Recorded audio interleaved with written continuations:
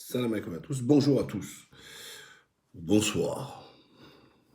Écoutez, je suis vraiment content puisque l'adage que le général de Gaulle disait d'ailleurs, qui est repris assez souvent, les Français sont des veaux.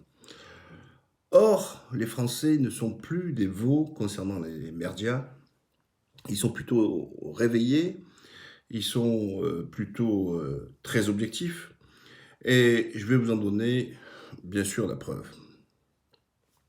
Ça fait 32 ans, là, qu'on n'a jamais eu autant une baisse de confiance et une augmentation de défiance envers les médias. La majorité des Français ne croient plus aux médias et ils ont raison.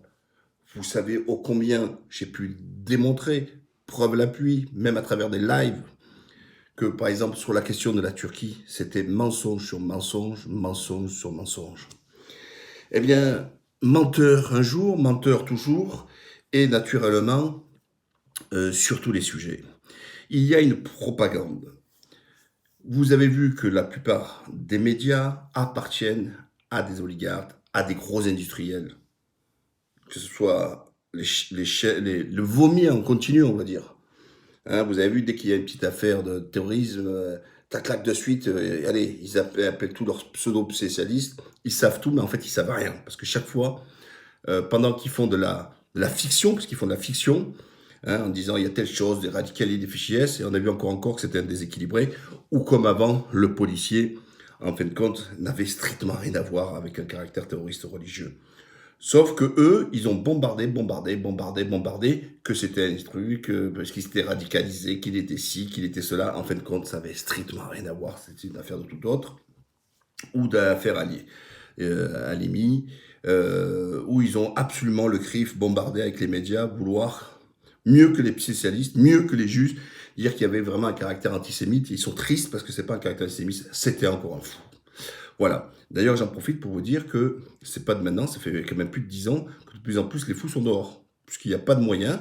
Et donc, au lieu d'être enfermés et traités, ben, ils sont dehors. Donc, des fous, ça va continuer, des fous à tuer au nom de ce que vous voulez, hein, mais ça continue à tuer. Alors, je vous en ai apporté la preuve concernant les merdias. Donc, vous voyez, hein, c'est sur bref de presse, hein, vous pouvez y aller, hein, d'accord. Je vais vous lire. Ce n'est pas un scoop, les chaînes d'infos ont choisi leur camp. Selon une analyse du Monde sur le traitement média autour des retraites, les éditorialistes classés à droite ont 4 fois plus d'interventions à l'antenne que ceux classés à gauche. Voilà. Donc là, on a un fait qui est très clair. Depuis le départ, déjà c'est très parisien, jacobin, vous voyez, tout ce qui me donne envie de gerber. Oh, c'est bloqué, c'est bloqué. Oui, mais c'est Paris qui est bloqué. Le métro, l'RER. Mais les Français en province, ils n'ont pas ces problèmes-là. Or, on a l'impression que quand c'est Paris qui est bloqué, c'est toute la France. Regardez les DOM et les TOM. Je vais plus loin que la province. On ne parle d'eux que seulement quand il y a un cyclone ou qu'il y a un requin qui a mangé à l'île de la Réunion quelqu'un. Sinon, on n'en parle jamais. C'est pas la France. Ben, il en est de même pour les DOM et les TOM, il en est aussi, bien sûr, des provinces. Donc, tout est centralisé sur Paris. Mais pourquoi, en fait, ça les fait chier? Parce qu'ils sont grassement payés, tout ça, etc. Putain, ils nous font encore chier et tout, pour aller au boulot, c'est galère, etc. En fait, ils donnent leur pensée et pas à penser. Et en même temps, ils doivent des comptes à leur patron. Comme leur patron, vous l'avez bien compris, était pour la réforme de Macron, il était clair qu'il fallait pas, il faut expliquer aux Français par lavage de cerveau, que leur dire que la carotte qu'ils vont prendre, c'est bien pour eux. Voilà. Alors, je vais vous montrer un petit peu les résultats. Hein, donc c'est bien écrit, c'est l'Express, parce qu'il y en a qui me demandent chaque fois de sourcer l'Express. La confiance dans les médias au plus bas depuis 32 ans. Voilà. Article du Monde, le niveau de confiance de la télévision s'effondre à 38%, pour la presse écrite tombe à 44%, et même la radio baisse à 50%.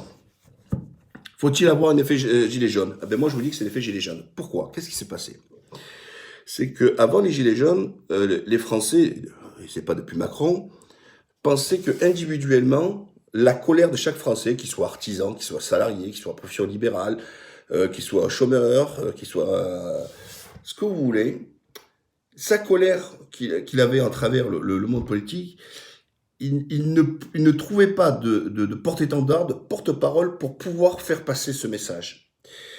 Et cette décision géniale de mettre ce gilet jaune et qui est parti comme ça, où la somme de tous les particuliers de Français se sont retrouvés dans un collectif unique de l'histoire de France, toutes catégories sociales confondues, de la colère commune. Trop de taxes, trop de mensonges, trop de, comment vous dire, de perte de droits. Tout le monde a y trouvé son compte. Et c'est pour ça que rapidement, ils ont essayé de dénigrer les gilets jaunes, c'est des black blocs, c'est des radicaux, etc., etc. Regardez le travail qui est fait dans les médias. Comme pour le dossier de retraite, j'y reviens. Le dossier de retraite, ils ne savent rien, les médias, mais ils nous le vendent comme si c'était le top et tout ça, etc. Ah, c'était magique. Sauf que vous avez vu que la courbe des sondages a changé. Plus les médias les vomissent en continu, et puis les autres aussi d'ailleurs, martelés pour dénoncer les grévistes, eh bien en fait, plus la cote des grévistes a augmenté. Et les Français sont majoritairement en soutien. Eh oui. Et eux, ils comprennent toujours pas. Parce qu'ils raisonnent en parisien. Ils disent, oh, putain, comment le mec qui était emmerdé, qui a été bloqué, il peut soutenir. Ben, déjà, il y en a qui acceptent, ils en souffrent peut-être d'être bloqués, mais ils comprennent et ils soutiennent la démarche. Ça, c'est la première des choses. Et le deuxième truc en province, il en a strictement rien à foutre. Par contre, il sait que cette réforme, elle est mauvaise. Donc les médias, encore une fois, ils ne cessent de mentir, de manipuler, et ils se présentent toujours comme les plus grands vertueux, etc. Ils couchent avec le pouvoir.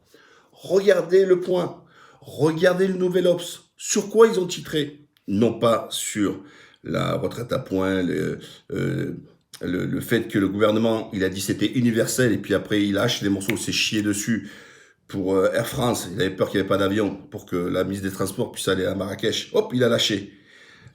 Il était contre les régimes spéciaux et il refait des régimes spéciaux. Hein, pour Air France, il est fait pour les danseuses de ballerines, pour les policiers, tout ça, etc. Voilà, voilà.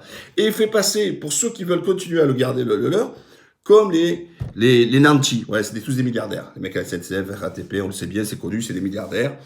C'est des oligarques qui, parce que là, des privilèges. Mais quel privilège? Putain, le mec a gagné 1500 balles, il est où ton privilège? Voilà. Alors, c'est pour ça, moi, j'étais content parce que les Français se sont réveillés. En revanche, en matière de politique étrangère, je suis très déçu parce que les gens ne s'intéressent pas. Or, Macron est en train, avec ses alliés, il vient d'avoir en Libye un massacre de jeunes. L'Union européenne a condamné, sauf qu'ils ne disent pas que qui a commis ça, c'est Haftar, l'ami, le mercenaire terroriste ami de Macron. Et donc, par conséquent, pour les Français, il ne fait que des conneries. Il fait des choix. En France, il bombe le torse, il parle de communautarisme d'islam politique, et puis lui, il soutient la pire des races, la pire des races de terroristes, le poison d'Arabie Saoudite, les Émiratis, qui sont les sponsors du terrorisme, il faut le savoir. Et eux-mêmes, ce sont des barbares. Eh ben, ça ne le dérange pas, Macron, c'est ses amis. Vous voyez, c'est ses potes. Et en France, il fait la misère aux Français de confession musulmane. Lui, il a une barbe, lui, il a si. Ah, pour bomber le torse. Alors qu'eux, ils n'ont pas commis et ils ne sont pas du calibre des terroristes comme ces Saoudiens le font. Voilà. Comme tous les massacres au Yémen. Il ne dit rien, Macron. Donc, heureusement qu'il y a les réseaux sociaux pour qu'on puisse justement contrer, prouver que justement, pour contrer ces médias qui ne cessent, encore une fois, de ne pas donner à penser, mais donnent leur pensée ou celle de leur patron. À la prochaine.